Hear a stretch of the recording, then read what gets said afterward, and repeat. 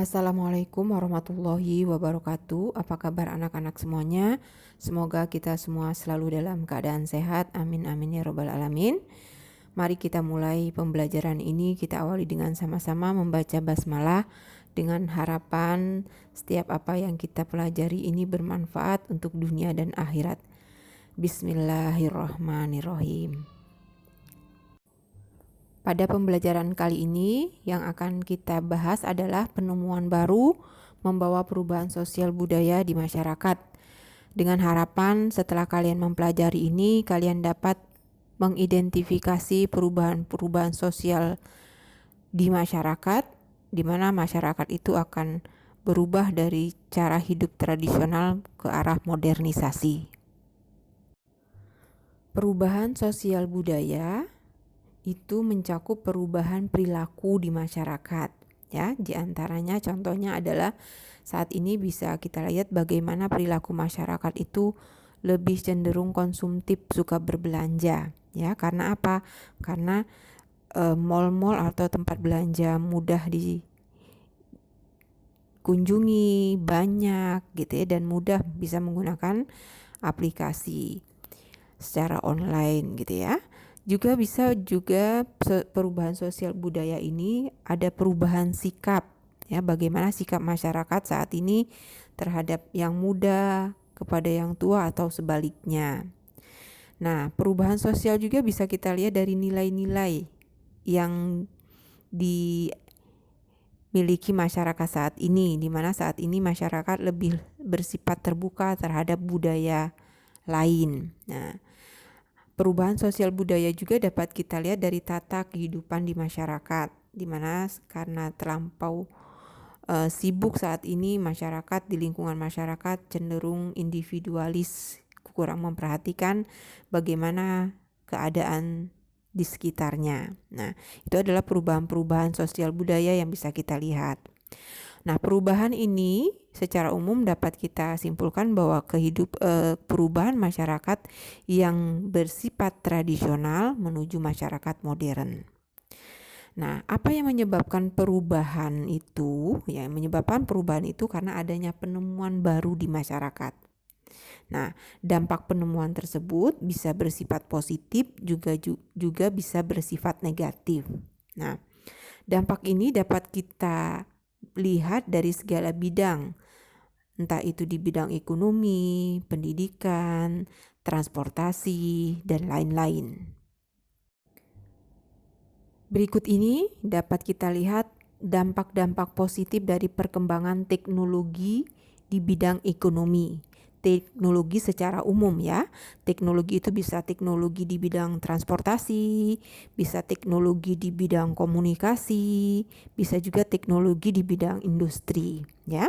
Nah, secara umum dampak positif dari perkembangan teknologi di bidang ekonomi diantaranya adalah dengan penemuan radio, maka itu bermanfaat untuk mengiklankan hasil produksi, ya. Radio itu adalah sebuah teknologi komunikasi.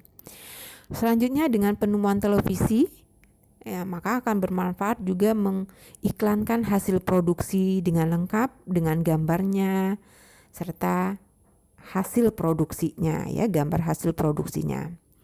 Yang ketiga, penemuan telepon. Telepon itu adalah teknologi komunikasi.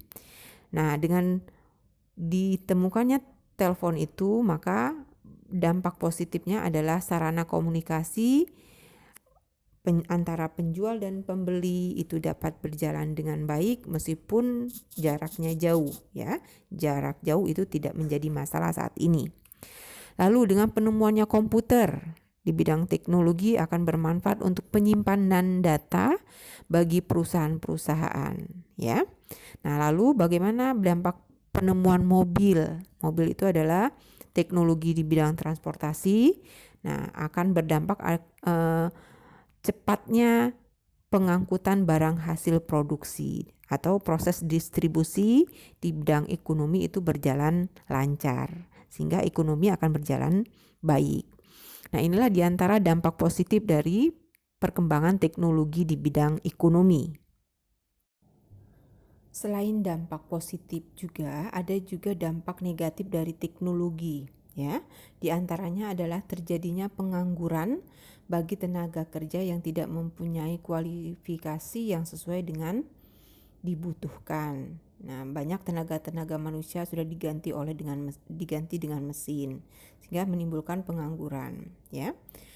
Kedua, dampak negatif dari teknologi di bidang ekonomi itu adanya aksi tipu menipu dalam proses jual beli online, ya, yang dapat merugikan beberapa pihak. Yang ketiga, dampak negatif dari teknologi di bidang ekonomi ini masyarakat lebih bersifat konsumtif, lebih boros, ya, lebih bersifat instan, apa-apa pengen cepat gitu ya, apa-apa pengen beli jadi. Nah gitu ya, itu dampak negatif dari perkembangan teknologi di bidang ekonomi.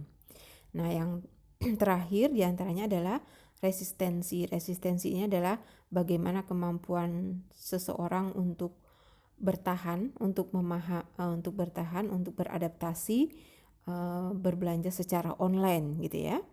Nah, bagi orang yang memang belum pernah bertransaksi secara online, mungkin akan merasa janggal ketika bertransaksi tanpa bertatap muka atau melihat penjualnya. Belum lagi rasa takut bila pembayarannya tidak terkirim atau barang tidak diterima gitu ya. Nah, bahkan mungkin tidak dikirim tetapi tidak diterima, dikirim tetapi tidak diterima. Nah, ini adalah dampak-dampak negatif teknologi di bidang ekonomi.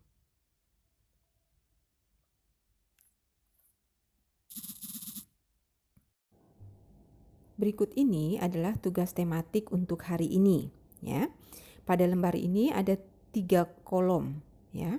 3 kolom ini kalian Ibu harapkan dapat menemukan apa dampak penemuan, baik itu positifnya maupun negatifnya. Nah, di sini ada 3 nomor 1 dan nomor 2 sudah Ibu tentukan penemuannya. Penemuannya adalah yang pertama alat transportasi. Alat transportasi itu bisa pesawat, kereta api cepat, mobil, ya. Nah, nomor 2 penemuan mesin industri pengelolaan makanan. Kalian tinggal mencari apa dampak positifnya dan apa dampak negatifnya. Lalu yang nomor 3, kalian mencari sendiri penemuan apa, teknologi apa. Ya, bebas kalian mau menulis apa di poin nomor 3, teknologi apa.